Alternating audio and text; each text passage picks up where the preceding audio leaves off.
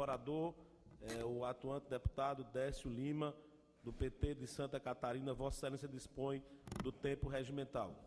Senhor presidente, senhora e senhores deputados, eu quero aproveitar esta oportunidade para reiterar meu compromisso com a continuidade do programa econômico implantado pelo governo do Partido dos Trabalhadores, cujos frutos indicam um caminho de profundas transformações na sociedade brasileira, com a redução das desigualdades e a oferta de melhores oportunidades para todos. Sabemos que o apoio a esse programa econômico não é apenas meu ou do próprio PT, mas da maioria esmagadora dos brasileiros, conforme mostram as pesquisas de opinião e as manifestações populares em relação ao atual governo.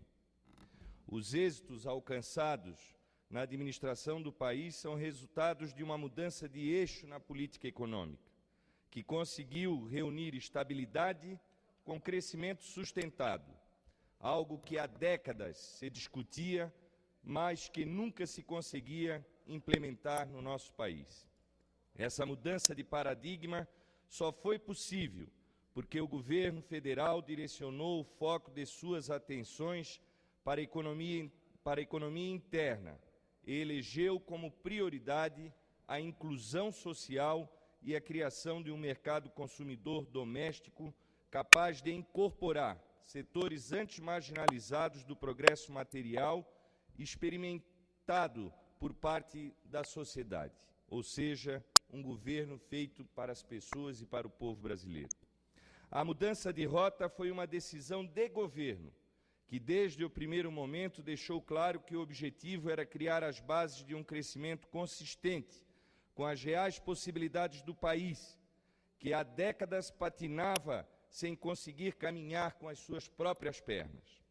A nova orientação econômica do governo federal está sustentada em algumas premissas básicas, como a redução dos juros, ampliação do poder de compra do salário mínimo, controle da inflação, aumento das reservas internacionais, ampliação do crédito e recuperação da capacidade de investimento do Estado brasileiro.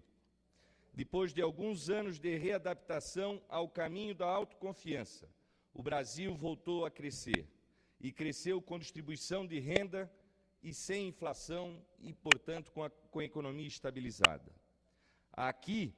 Aquilo, que antes era dito como impossível, quase um tabu entre os economistas mais conservadores, tornou-se realidade para milhões de brasileiros.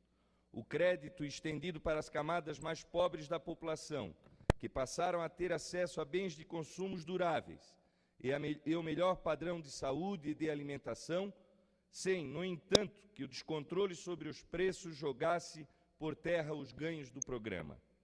Antes do governo do PT, as taxas de juros andavam na casa dos 27% ao ano. Hoje elas estão abaixo de 9%.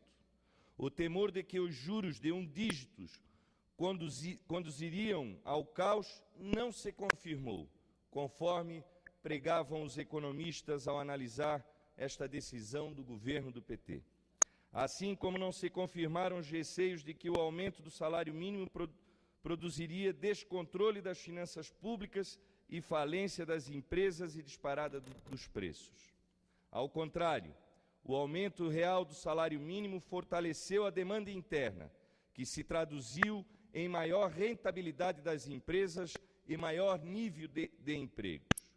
Foi também graças a esse fortalecimento do mercado doméstico que o Brasil conseguiu resistir aos abalos provocados pela crise financeira mundial e rapidamente recuperou seu ritmo de atividade, como próprio afirmou o presidente da República, com toda a segurança à nação brasileira de que ela haveria de ser apenas uma marolinha durante o ano de 2009.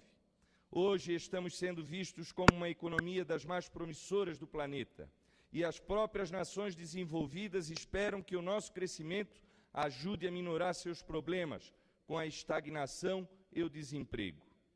Para este ano, a taxa de crescimento esperada do Brasil, em torno de 5%, deve ficar atrás apenas da Índia e da China, no que diz respeito às principais economias mundiais.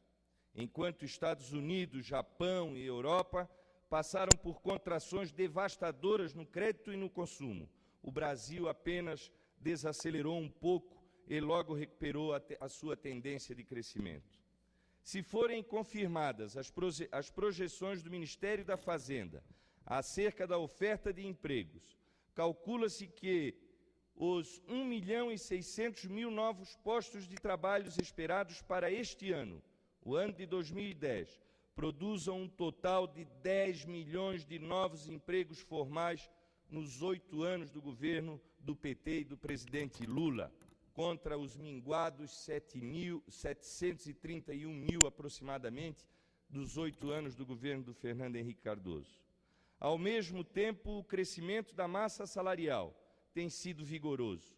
As taxas de variação em relação ao ano anterior foram de 7,9% em 2005, 9,2% em 2006, 7,7% em 2007 e 6% em 2008 e 4% no ano da crise internacional, no ano de 2009.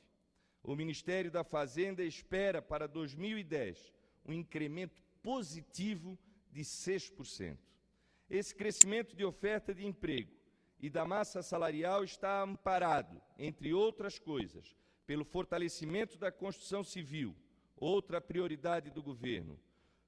Quando comparamos a média anual de contratos financiados no setor, encontramos no período de 95 a 2002, governo Fernando Henrique Cardoso, 180 mil contratos apenas realizados neste período, contra um número expressivamente maior de 410 mil contratos no período de 2003 e 2009.